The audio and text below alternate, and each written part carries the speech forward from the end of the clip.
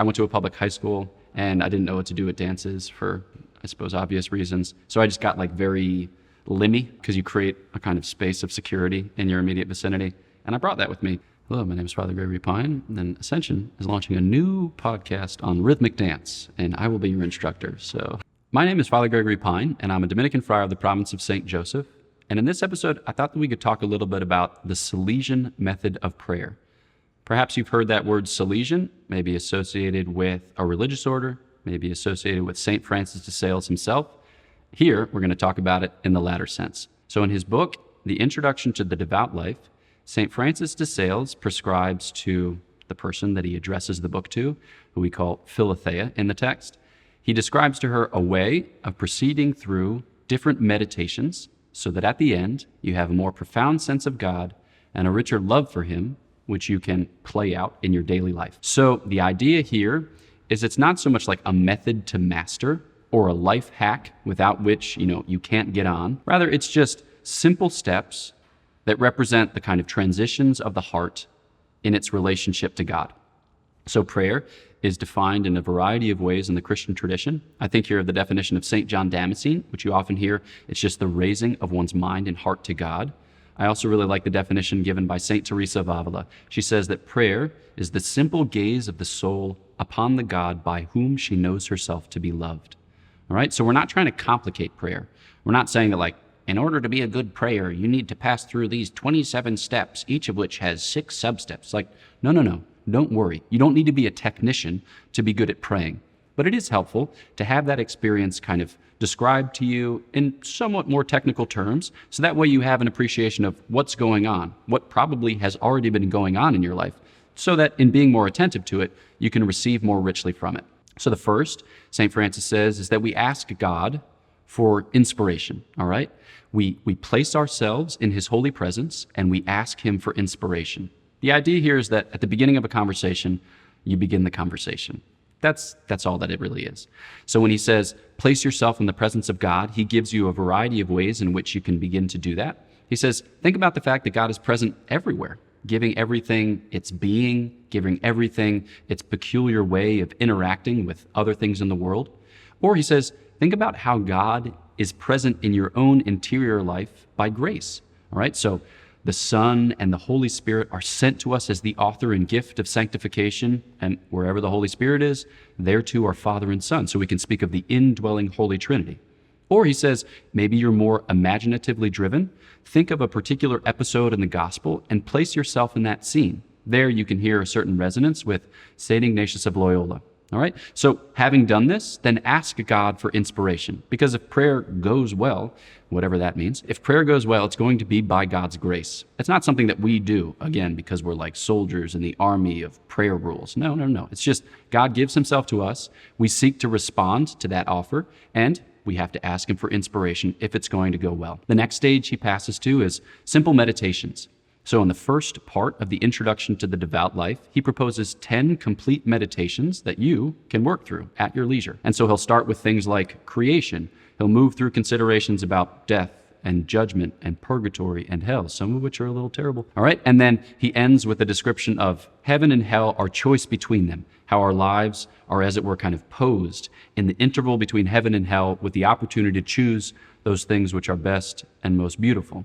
So in these meditations, he gives us kind of doctrinal points. It's almost like he takes a little article of the creed and then he gives you a little description of it. Why? Because the point of the Christian life is to know a lot of things about the Lord. Not so much like you don't have to be smart to be holy. And sometimes being smart can pose obstacles that make it difficult to be humble, that make it difficult to be receptive. So we're not saying you need to be smart to be holy, but you are made to the image and likeness of God, which means that you have a mind with which to know and a heart with which to love. And God intends to feed your mind with his revelation and to inspire your heart with his grace. And the ordinary way in which he inspires your heart is by feeding your mind. You'll often hear it said, you cannot love what you do not know. So if you want to love God, then learn a little bit about him. And your meditation is just a simple pondering of those mysteries of the divine life. Again, you don't have to have a degree in theology. You just need to be willing to think about God a little bit as God continues to reveal himself to you. So in each meditation, he gives you a couple of different considerations. And then he moves to the third stage, which he calls affections or resolutions. The idea here isn't so much like, all right, I thought about a thing and now I'm going to do a thing, because it might not be the season for doing a thing. I think about the example of Saint Dominic, who was the founder of the Dominican order, which I joined. He was born somewhere around 1170, and he didn't found the order of preachers until 1216, and then he died in 1221. So he spent the vast majority of his life, like 90% of his life, preparing for the work which would subsequently change the world. And if you think, Father Gregory, change the world? Are we serious right now? St. Thomas Aquinas, all right? Cheers. So I don't think that we have to always be super concerned about activity, but we do need to translate these insights into movements of the heart, because we need to translate them such that they fill the whole of our humanity. So if you've been pondering about God and his creative work, you say, Lord, I recognize you as the giver of all good things. I respond to you. I thrill at the thought of you as the giver of all good things. Just simple work there of putting it into language and then translating it into the heart. And that might mean, okay, Lord, I want to respond more generously to that offer of grace. I've been praying for like 7 minutes each morning. I'd like to pray for 10. Give me the grace to do it. All right, so that would be the third part, where these insights become affections or resolutions. All right, so movements of the heart. The fourth and final part, St. Francis says we can kind of tie up the experience. All right, so we thank God for the gifts that he's given. All right, we ask God for what we need throughout the course of the day.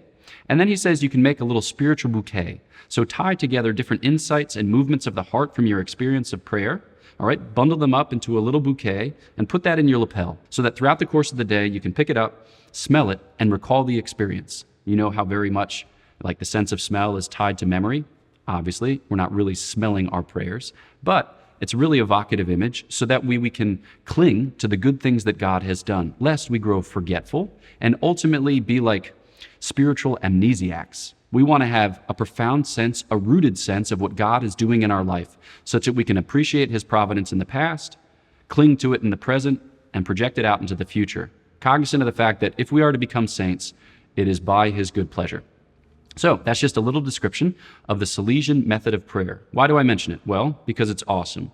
Also, because it's going to take up a big part of a new podcast that Ascension is putting together called Catholic Classics. In that podcast, I'll be having discussions with another Dominican friar, Father Jacob Bertrand Jancic, where for each episode, we'll read a section of Introduction to the Devout Life, and then we'll make commentary upon it.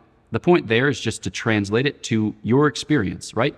To help you grow in the life of prayer, to help you grow in your Christian observance. And that'll just be the first of what we hope to be several different spiritual classics. I hope to have some good conversations with you in that new setting, the podcast Catholic Classics, so you can look for more information as it becomes available from Ascension.